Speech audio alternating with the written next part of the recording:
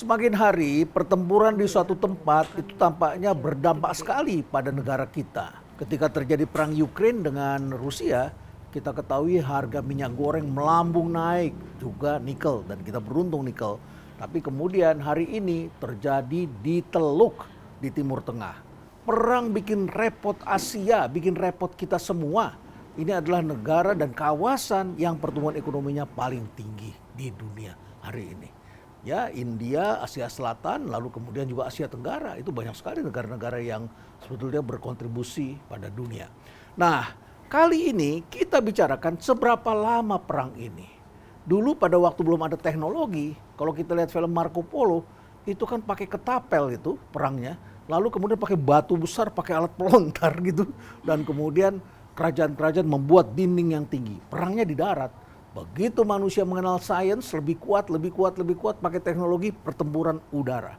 Dan hari ini udaranya itu multi layer, bahkan ada cybernya, bahkan kemudian juga menggunakan cara-cara baru, ada proxy war, ada segala macam, ada berlapis-lapis, bahkan kemudian juga ada proxy di titik-titik tertentu. Ini multi front ini. Dan konsen kita kali ini adalah seberapa lama perang ini akan terjadi. Apa yang terjadi? Oleh karena itulah saya mengundang narasumber saya yang sudah tidak asing lagi, pernah menjadi kepala staf Angkatan Udara dan tokoh karismatik di Angkatan Udara dan tahu persis bagaimana teknologi itu terjadi. Dia menyebutnya sebagai smart war. Seperti apa? Mari kita ikuti bersama dan apa dampaknya bagi negara kita. Stay relevant.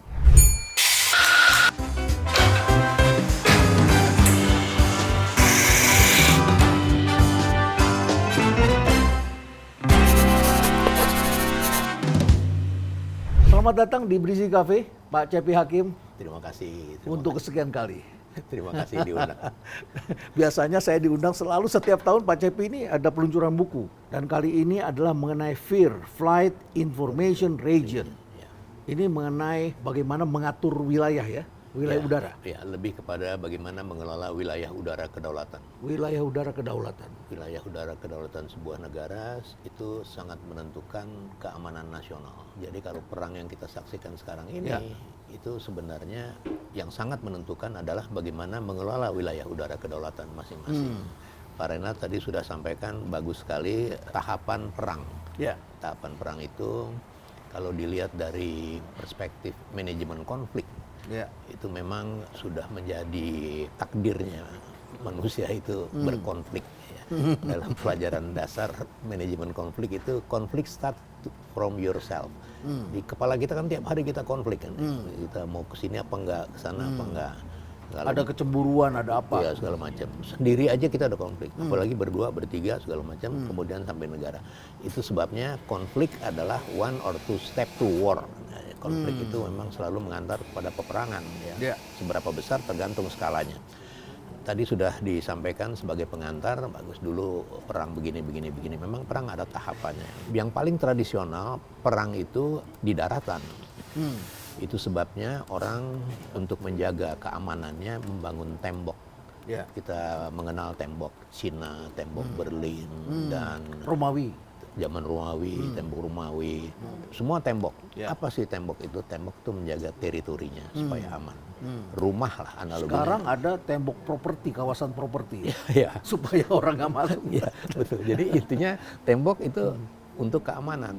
Nah, tembok ini tadi sudah disampaikan juga tentang kemajuan teknologi, dia juga meningkat. Jadi tembok Berlin, tembok Cina, tembok semuanya tembok. Ronald Reagan membangun namanya SDI, itu tembok imajiner, Strategic Defense Initiative. Itulah titik awal dari kemudian media mengolah tentang terminologi yang disebutkan sebagai Star War. Kenapa? Karena pagar imajiner ini dibangun oleh pihak NATO pada perang dingin antara NATO dan Pakta Warsawa. Itu dibangun namanya tembok atau pagar imajiner yang tugasnya membendung ICBM dari Pakta Warsawa menuju sasaran di negara-negara NATO. Pakta Warsawa itu blok timur ya? Blok timur. Jadi Rusia, Uni Soviet lah. Uni Soviet lawan Amerika lah ya. NATO lawan Pakta Warsawa. Perang dingin 47 sampai dengan 91. Mengapa Strategic Defense Initiative itu merupakan pagar imajiner? Dia membendung ICBM, Intercontinental Ballistic Missiles, rudal antar benua dengan kepala nuklir dari pihak Pakta Warsawa menuju sasaran-sasaran di NATO. Jadi dibuatlah pagar itu. Itu adalah sebuah defense system ya, sebuah air defense system. Kalau kita mendengar belakangan ini ada Iron Dome, David Sling, Aero 3, Aero segala macam, itu sebenarnya turunan dari SDI. Ya, turunan. Yang membentengi Israel itu. Ya, terutama di Tel Aviv ada katanya Kubah, ya, Iron Dome namanya. Itu adalah juga pagar imajiner. Dia membendung serangan-serangan rudal dari luar sehingga dia bisa jaga. Dan itu sangat solid. Dan Israel adalah salah satu dari negara yang sangat terkenal air defense systemnya paling keren, paling kuat. Kenapa? Mereka memang membangun itu supaya paling kuat karena lokasi dari Israel itu berada di tengah-tengah ancaman dari sekelilingnya. David Ben-Gurion yang mendirikan Israel itu mengatakan bahwa the high quality of life ya untuk orang Israel ini itu tidak mungkin terjadi tanpa full of aerial control. Nah, salah satu dari full aerial controlnya David Ben-Gurion itu adalah dia menjaga wilayah udaranya, wilayah udara kedaulatan Israel dengan sangat solid, yaitu antara lain Iron Dome, Aero 3, Aero 2, itu terminologi tapi intinya pagar, Pak. Dan teknologi. Nah, kembali lagi bagaimana perang berjalan meningkat dengan tahapan-tahapannya. Jadi di daratan, perang tradisional biasa. Setelah laut bisa dijadikan juga menjadi berlapis. Kita pernah dengar kalau perang itu ada garis depan, ada garis belakang. Yang perang di garis depan aja, garis belakang masih bisa joget-joget misalnya. Tetapi begitu udara bisa digunakan, nah itu berubah semuanya.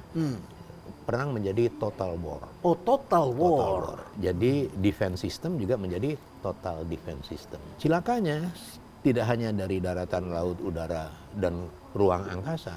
Sekarang kita berada di cyberspace era namanya. Apa sih cyber itu? Orang semua cyber. Cyber itu ada 3 ciri yang mudah untuk bisa kita mengenal bahwa itu cyber. Yang pertama adalah penggunaan artificial intelligence. Yang kedua adalah pengembangan dari autonomous system. Dan yang ketiga adalah penggunaan drone. Sehingga berubah lagi.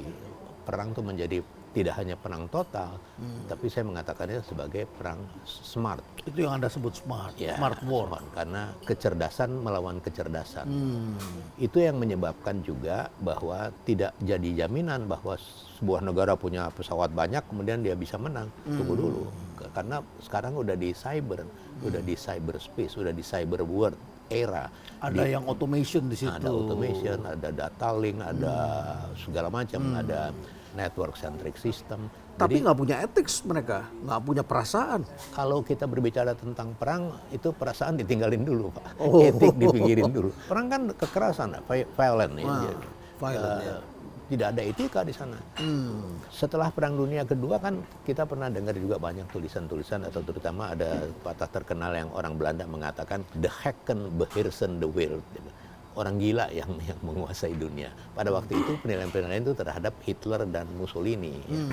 Itu, tapi setelah usai Perang Dunia Kedua, orang berhadapan dengan harapan yang begitu besar.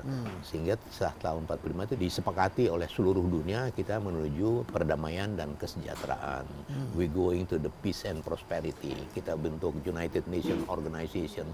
Kita membentuk semua organisasi internasional untuk perdamaian dan kesejahteraan. Dan orang merasa nyaman. Tapi umurnya cuma 2 tahun, Mas. Karena 47 ada perang dingin antara blok timur dan blok barat ya. Ini background ya. Iya, berebutan interest ya. Karena dari tahun 47 dan 91 di era perang dingin itulah perlombaan senjata yang memicu orang meningkatkan kualitas persenjataan, teknologi perang ya, teknologi dari military industry, terutama teknologi penerbangan itu maju sangat pesat pada ketika perang dingin karena mereka saling kompetisi di situ. Kita masih ingat U-2 yang tembak oleh Rusia misalnya.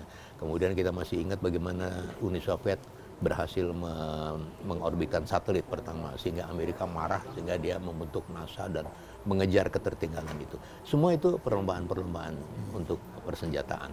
Nah, Setelah tahun 91, 89, 91 selesai karena ada perestroika, glasnost dan sehingga Pakta Warsawa bubar. Tapi kita melihat NATO nggak bubar, Pak. Bahkan dia mengembangkan ke Eropa Timur dan bahkan di bibirnya Uni Soviet, Rusia. dan itulah yang terjadi dengan Rusia Ukraina. Yang menarik lagi adalah pada ketika Donald Trump masuk menjadi presiden. Donald Trump ini BO, Pak, businessman, Oh, BEO. erratic, Yes. one man show. Businessman. Pertama kali dia masuk di Gedung Putih itu ditulis oleh Bob Woodward dalam bukunya Donald Trump in the White House. Bob Woodward ini wartawan investigator yang terkenal yang membongkar Watergate kalau nggak salah. Nah, di situ dia bilang begitu Donald Trump masuk di Gedung Putih, dia menginventarisasi ini apa nih yang mesti dikerjakan.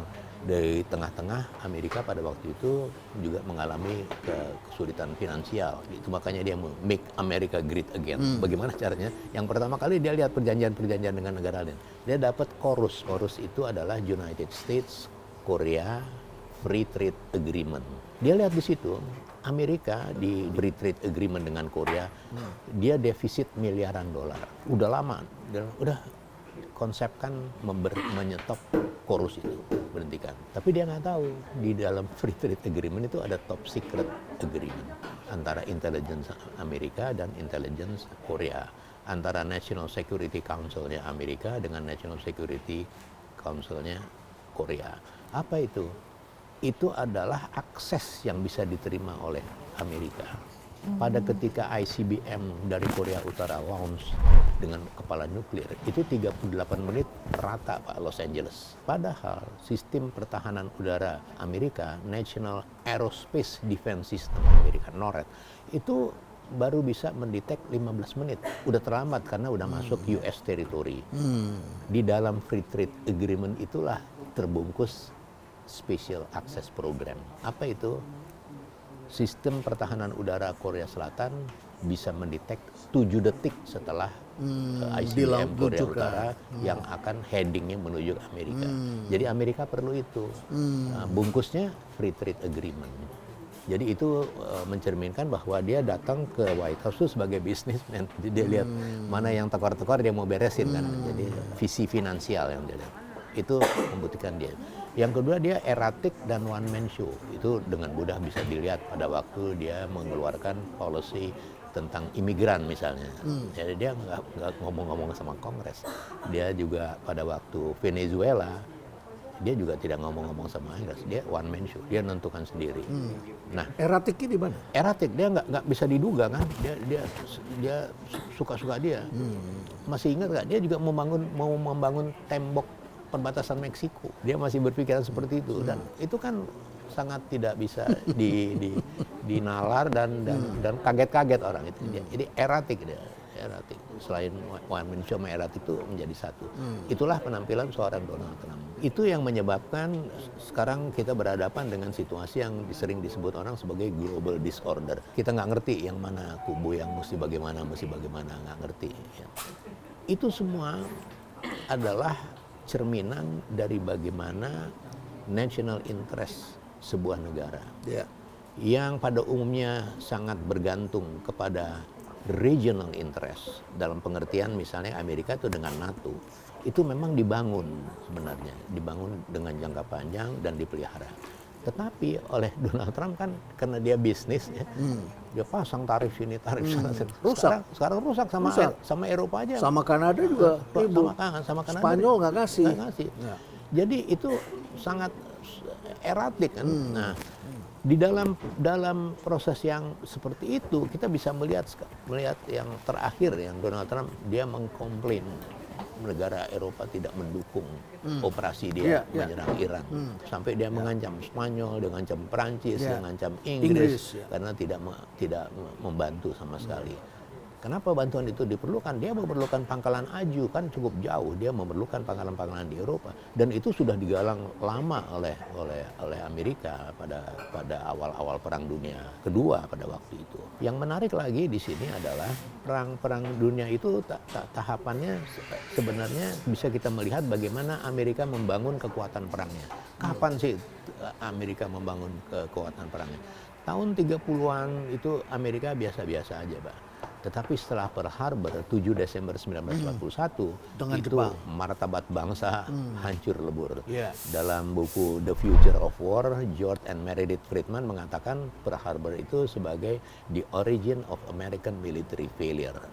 Dan ada kata-kata puitis ditulis di situ bahwa dengan tenggelamnya kapal-kapal perang Amerika, maka tenggelam pula lah way of thinking dari military thinkers Amerika tentang perang. Dan dia marah sekali, dan itulah titik awal mereka membangun kekuatan perangnya. Jargonnya luar biasa, jargonnya global vigilance, global reach, global power. Dan itu memang dia Menjadi boros dalam Iya, spending untuk dia desain defense. seperti itu. Dan ini menjadi cepat sekali pada waktu perang dingin.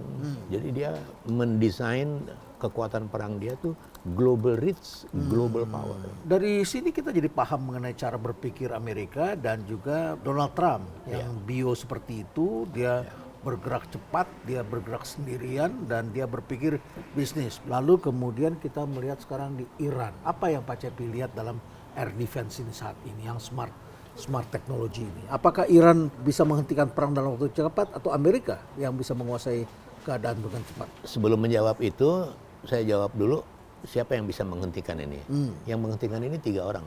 2 orang sama 1 masyarakat. Ya. Donald Trump, Ya. Netanyahu, sama rakyat Amerika. Anda tidak menyebut Iran? Enggak. Iran itu Karena- objek. objek. Ini penyebabnya mereka ini. Iya, mereka ini. Karena perang ini berawal dari keinginan Netanyahu, dari keinginan Israel untuk memusnahkan semua senjata nuklir. Dia tidak ingin negara-negara sekeliling itu mempunyai senjata nuklir. Tidak hanya tidak ingin punya senjata nuklir, gejala pengen punya aja dia sikat. Ingat 2 minute over Baghdad, ya, Osirak disikat. Udah hampir 50-60% dia sikat. Dan disikat itu dia nyelonong di negara lain seenaknya dia aja. Itu doktrinnya Israel adalah itu. Nah, pada ketika Donald Trump menjadi presiden dan Netanyahu melihat ancaman bahwa Iran kira-kira akan sebentar lagi akan memiliki senjata nuklir, dia ngomong sama Donald Trump, bahaya nih. Jadi ini interest Israel itu adalah nuklir yang mengancam dirinya. Ya, sebenarnya kan Amerika lagi repot, Pak. Oh, sangat repot. Ya, banyak internal affair, banyak sekali lah tentang imigran. Dia US-China trade war. Dia masih berhadapan dengan urusan Rusia-Ukraina. Masuk akal nggak pemimpin sebuah negara yang mempunyai masalah-masalah yang belum tuntas Melibatkan diri di sana. kemudian kan nggak mungkin kan? Tapi dia bisa dengan Netanyahu, dengan Donald Trump, dia bisa sama-sama menyerang Iran. Nah, sebelum kita sampai ke Iran dulu, tadi ada satu faktor masyarakat Amerika. Masyarakat Amerika yang sistem pemerintahnya demokratis itu telah membuktikan dirinya bahwa mereka bisa menghentikan perang. Contoh yang paling ekstrim, yang paling nyata, yang paling loud and clear adalah perang Vietnam. Itu masyarakatnya nggak mau anak-anaknya mati konyol di perang. Anak muda semua. Uang habis. Flower generation. Jadi presiden nggak bisa mempunyai kekuasaan absolut di situ.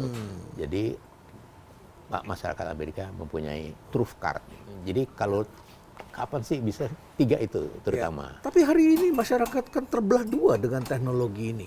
Iran terbelah 2, Amerika terbelah 2, Israel juga terbelah 2. Ada yang melihat Netanyahu sebagai Mesias, ada yang melihat Netanyahu itu sebagai penjahat perang dan koruptor. Karena dunia media sudah begitu high tech, Jadi tidak hanya Amerika, kita pun termasuk kita. Terbelah-belah semuanya. Termasuk kita. Ya, kenapa? Memang kita berada di abad media yang begitu menyesatkan, sehingga kita tidak tahu lagi mana yang benar, mana yang salah. Kalau kata Sisi Paparizi itu namanya apa ya? Affective public. Publik sekarang sudah bawa perasaan. Ya, pro kontranya pakai perasaan hari ini ya, afektif ya. Sebetulnya kita harus melihat constellation, Pak. Konstelasi, benda langit, ya, galaksi. Kan indah tuh, harmoni ya. Kenapa, Pak? Karena benda langit tahu posisinya dia di mana. Kalau dia bergerak, dia tahu garis orbit dia bergerak di mana. Sehingga tidak saling mengganggu. Ada yang nabrak-nabrak, namanya meteor, Pak. Dan sekarang kita lagi banyak meteor. Jadi orang banyak mengerjakan yang bukan pekerjaan dia. Jadi itu Ini know your, simbolnya begitu ya? know your position kan sebenarnya. Kalau orkestra lebih mudah lagi melihatnya, bahwa para pemain-pemain itu tidak mempunyai partitur yang sama dan konduktornya juga nggak ada. Jadi kita ngaco kita dengernya. Bagaimana kalau kita mau dengar harmonis, dia mesti punya partitur yang sama, dia mesti under one command, ada konduktor. Supaya harmoni, antar bunyi, enak antar didengar, alat. damai, sejahtera. Ini Maaf, Pak, ada apa tunggu, ini? Pak. Ada barista di sini. Biasanya saya nawarin kopi, cuman karena bulan puasa saya tunda dulu, Pak. Cuman saya mau ngasih kabar gembira nih, Pak. Gimana, Ada paket David? nih. Ya. Tadi dari orang YouTube Indonesia ke sini, Pak. Oh, barusan ini ke sini. Betul. Katanya paket untuk Prof. Renald. Oh, apa ini? Boleh, silakan dibuka, Pak. Ini dari YouTube. warnanya Dari merah YouTube ini. Indonesia, betul. Biasanya Imlek yang merah ini, Pak. Nah. YouTube. Kabar gembiranya ternyata cuma buat Pak Renald ya. Coba dibuka, Pit. Oh, ada gantungan. Nah, nih. ada Ini jas atau gantungannya. apa Nah, ini? kayaknya sih pakaian sih, Pak. Waduh, keren banget. Wah, YouTube. Kabarnya Bapak udah 130 juta views all time selama di YouTube sepanjang. Congratulations. Makasih banyak. Keren, Ya. keren. Kita bukan artis, jadinya kalau dapat segitu rasanya kok bagus ya. Keren, keren. Wah, Ini, luar Pak. biasa ini ya. Boleh. Baik, David. Wah, terima kasih YouTube, terima kasih penonton. Ada datanya, Pak. Ah, ini Pak Cepi. Total subscribers kami mendekati 1 juta, ya. Keren. Ya, buat seorang akademisi ini rasa syukur yang besar, ya. Ya, Pak. Luar biasa. Terima kasih untuk YouTube dan Anda semua sekali lagi, ya. Makasih. Saya pakai dulu lah jaket Pakai ini aja kalau dulu, gitu, Pak. ya. Keren, Pak. Ini jarang-jarang kesempatan bisa dipakai ini karena saya ngejreng begini kan. Iya. Kalau di Formula 1 nih. ya Formula 1 kalau saya di stasiun kereta ini orang langsung kenalin saya. Dia, oh ini masinis ini. Tapi mumpung ada Pak Cepi, saya mau ikut nanya juga, Pak, terkait perang yang sekarang terjadi. Kan kayak kemarin tuh yang Iran cyber war, Pak, pakai drone segala macam. Nah, saya jadi ngebayangin kalau ternyata amit-amit nih, Pak, di Indonesia kayak gitu. Kita udah siap belum sih, Pak? Perangkat cyber kita tuh Kita seberapa udah siap mantep, Pak? berantakan. Siap berantakan. Solidnya sebuah negara itu tidak hanya dilihat pada waktu perang. Day to day life dari sebuah negara itu adalah simbol bagaimana negara itu bisa bertahan atau berperang. Jadi refleksi dari, kalau kita melihat negara gampang, kita lihat aja bagaimana day to day life itu adalah cerminan bagaimana mereka menyusun. Kesehariannya, Pak, ya? Oh iya, iya. Dan itu kembali ke pertanyaan tadi Pak Renat, dari sehari-hari ya, dia well organized, Mas. Dan itu adalah refleksi dari mana mereka juga mengorganisasikan, mendesain negaranya. Dan dia pada satu posisi yang terancam, sehingga kalau Salim Said bilang kenapa Israel kuat, karena dia di tengah ancaman. Kenapa Singapura kuat, karena dia dikelilingi lautan Melayu katanya. Kenapa ada beberapa negara dia kasih contoh. Sementara Indonesia kenapa nggak kuat? Karena nggak ada yang ditakuti, Pak. Jadi kembali lagi ke pertanyaan tadi, jawabannya seperti itu. Apakah kita sudah siap? Kita lihat sendiri aja bahwa day to day di negeri ini seperti ini. Kita penuh dengan konflik-konflik, kita penuh dengan pekerjaan-pekerjaan yang nggak perlu dikerjain, ya, tapi dikerjain. Kita lihat aja di media kan banyak orang ngurusin orang, kita nggak ngerti siapa urusan siapa kan. Kalau gitu, Pak, kan yang saya dengar nih, kalau belanja negara untuk pertahanan tuh biasanya ada beli pesawat tempur, tank, segala macam. Nah, Indonesia posisinya gimana, Pak? Apakah udah ada spending ke sana? Kembali gini, kita harus kembali ke basic prinsip. Sebuah negara itu sebenarnya dia harus menentukan dia mau pergi kemana. Ya, dan itu berangkat dari konstitusi. Dari konstitusi itu harus ada blueprint, harus ada white paper, harus ada perencanaan, harus ada long term strategic planning, harus ada sistem pertahanan keamanan nasional yang diturunkan menjadi uraian-uraian berikutnya bahwa begini. Biasanya disusun dalam white paper. White paper sebuah negara biasanya penjurunya adalah defense white paper. Karena dia mengutamakan atau pertama kali yang dia kerjakan adalah keamanan, national security, keamanan nasional. Baru kemudian di dalam white paper itu ada politik, ekonomi, sosial, budaya dan sebagainya. Contoh yang sederhana adalah Australia. Australia membuat Australian white paper. Kenapa Australia ini menarik ya? Karena pembangunan kekuatan perang Australia itu titik awalnya, kalau Amerika itu titik awalnya Pearl Harbor, kalau Australia itu titik awalnya Trikora, Pak. Oh, Trikora Indonesia. Dwi Kora, Ya, Tim-tim. Papua. Tim-tim. Ya. Jadi dia melihat Indonesia itu sebagai ancaman. Dia melihat Indonesia itu sebagai negara yang ekspansionis. Dan dia menerima realita pada waktu Trikora itu konon kabarnya pesawat-pesawat kita di atas Darwin mereka juga nggak bisa apa-apa. Jadi kemudian Trikora selesai, Dwi Kora selesai, tim-tim. Itu sebabnya dia menyusun white paper, ya, Australian National White Paper. Tidak hanya disusun, dia latihkan white paper itu.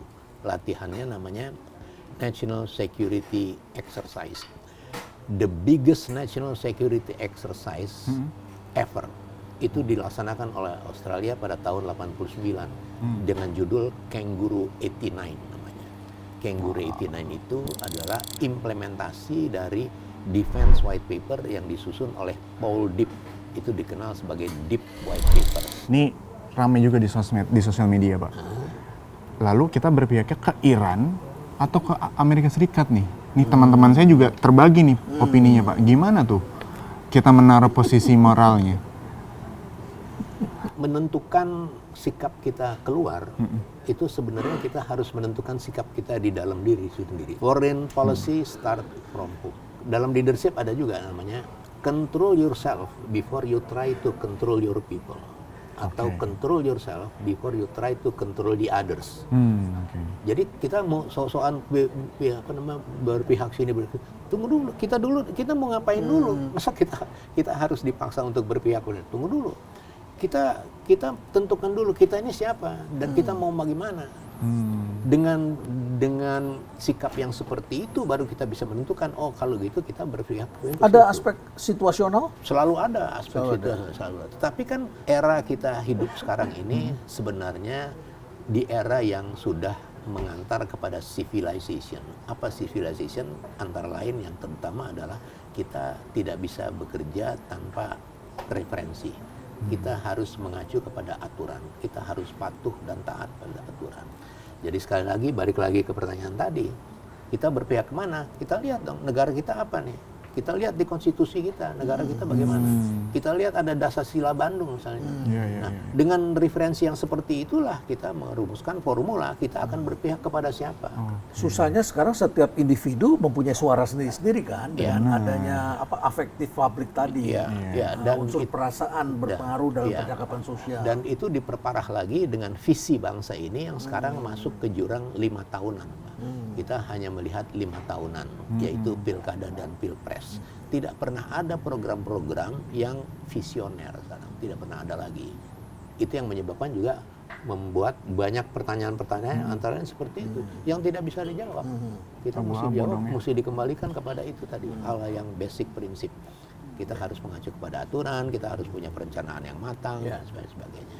Ada contoh yang bagus lagi. Pada tahun 2012 Australia lagi, dia menyempurnakan white paper.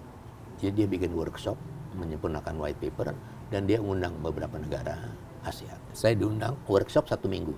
Hari pertama itu lectures day. Kita dikasih untuk menyamakan visi, kita dikasih kuliah 1 hari. Judulnya Why Strategy Matter. Yang mengajar Susan Eisenhower, cucu dari Jenderal Eisenhower, guru besar tentang strategi, dosen terbang ke seluruh dunia yang mengajar. Dia diimport dari Washington ke Canberra untuk ngajar di hari pertama. Apa yang dibicarakan di situ adalah masukan-masukan dari banyak orang untuk menyempurnakan white paper dia. White paper dia tidak punya skala waktu 5 tahun sekali, enggak. Tapi dia mengupdate itu tadi situasional, perkembangan strategis yang menyebabkan dia harus merubah white paper dia. Ada kata pengantar Julia Gillard. Julia Gillard adalah the one and only ladies menjadi Prime Minister Australia. Dia sebut begini, ini direktif dari seorang Prime Minister. Dia mengatakan, kita sekarang berhadapan dengan realita bahwa the global economic growth yang sedang shifting dari Atlantik ke Indian and Pacific Ocean. Itu menyebabkan Asia akan maju. Kita berhadapan dengan kemajuan Asia dan kemajuan Asia tidak bisa dibendung. Dia bilang the development of Asia is unstoppable. We are now in the Asian century. Dan closingnya keren, Pak. And all of that are Australian opportunity. Perang selalu membedakan antara ketakutan dengan opportunity. Yeah, I want Australia becoming a winner in this Asian century. Dan tidak itu aja, I want every Australian citizen becoming a winner in this Asian century. Itu direktif seorang leadership sehingga semua orang Australia tuh tahu, lo lagi ngapain sih? Kita lagi observe kemajuan Asia. Ngapain? Karena itu adalah our opportunity. Untuk apa? Untuk becoming a winner.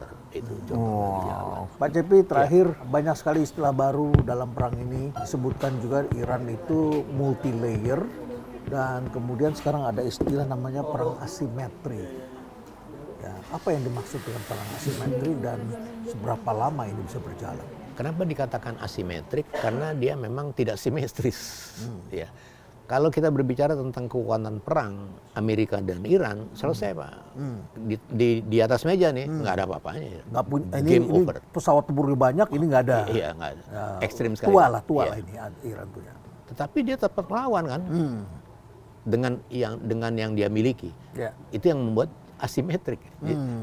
Perimbangan kekuatan secara material itu sangat asimetrik, tetapi itu tidak menentukan kemenangan. Yang menentukan kemenangan itu adalah taktik and strategi. Jadi gimana strategi?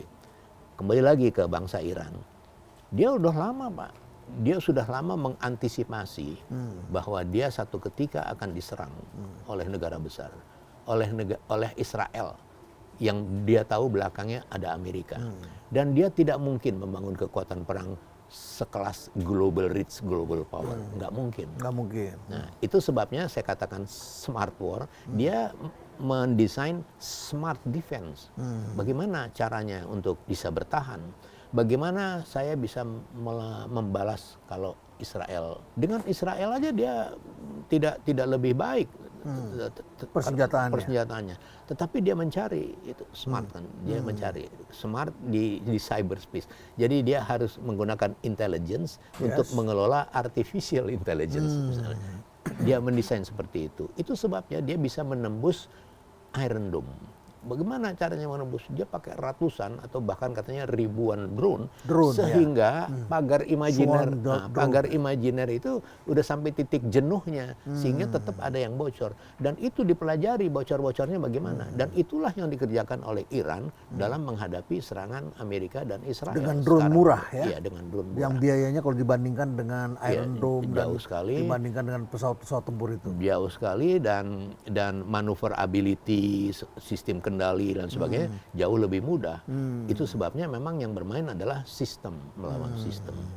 Termasuk mereka menggunakan proxy, ada Houthi, itu ada Hezbollah, ditaruh di lokasi berbeda. Itu bagian dari taktik and strategi. Kalau dia cuma sebagai satu titik berhadapan dengan titik itu, nonsense. Dia memerlukan titik-titik lain yang juga menjadi proxy dia. Untuk walaupun sudah ada ancaman dari Donald Trump agar menyerah, tapi diduga kalau seperti ini akan berlangsung lama ya Pak Cepi? Amerika masih menghayati bahwa perang itu bisa selesai dengan mengebom aja.